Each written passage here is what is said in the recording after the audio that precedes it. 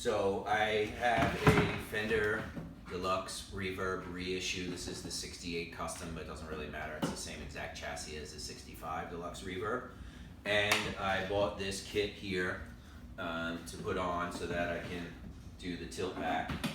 And it really helps as far as not blasting everybody out. And you can hear your sound much better. But there were no instructions with these at all.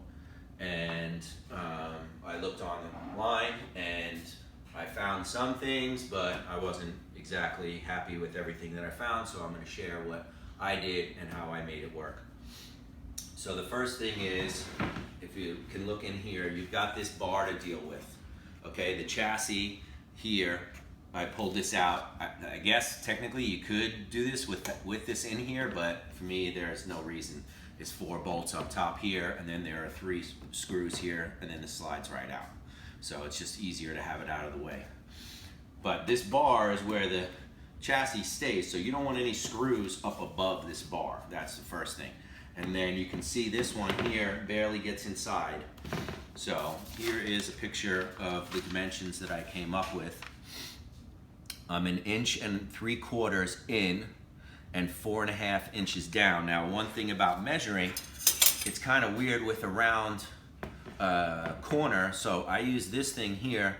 So basically I'm sliding this up, and as soon as that butts, that's where I'm doing my measurement, and I did the same thing this way. So I don't know if you have one of these, but that's what I did. So I'm 1 3/4 in, I'm 4.5 inches down. I did verify that this bolt is a 3/16 inch screw, but you want to do what I did, which is test it out on a piece before you drill into your amplifier. And then basically you have the stop here, and that I used a 1/16 inch pilot hole, and that's just a wood screw that goes in there. So the thing is, with this here, I kept this at 3-inch line, which again puts me below this, even though this screw doesn't pop all the way through, but that's just what I did. So the question was, how far back do you want the tilt?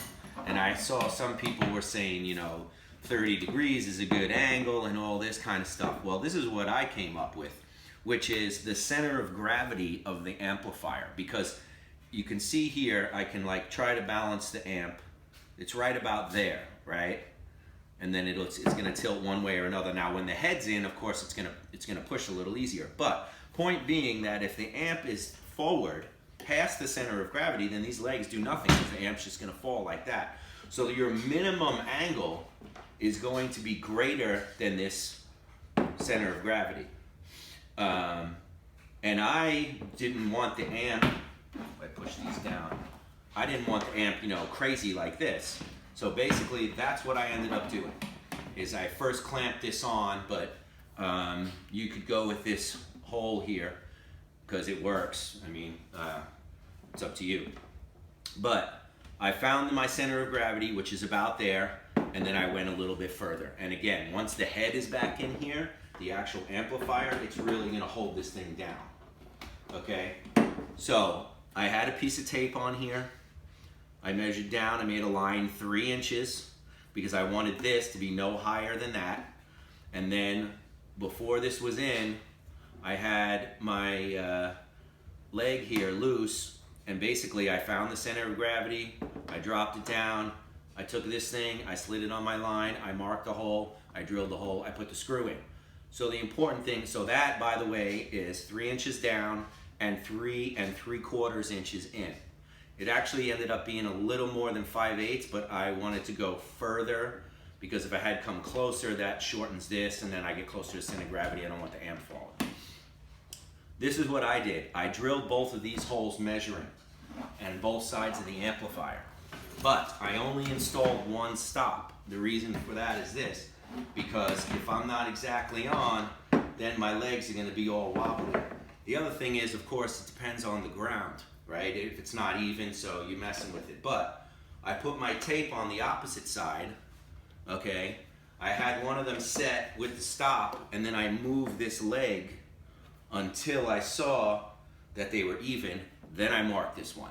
And it turns out actually that one of these is at 3 3/4 The other one is at 3 5/16, or 5, yeah, something, whatever. No, it would be 11/16, in between 5/8 and 3/4.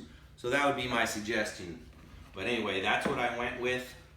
And as far as interference inside the amplifier, again, you could be safe with this measurement here, which is 1 3/4 in, 4.5 out. I took a look because these legs came stock on the twin reverb. So this looks approximately where it is. I tried to center this a bit, but again, this screw here, you want to keep it below this bar. Otherwise, you're going to be up into the head. So I haven't put the whole thing in yet, but I don't see why it's not going to work. Like I said, once it's tilted back, there's going to be more weight on this. It's going to hold it. And that should work. So if you have a Deluxe Reverb, you can go with these measurements. I'll put them in the comments below. And if you have questions, let me know. Thanks.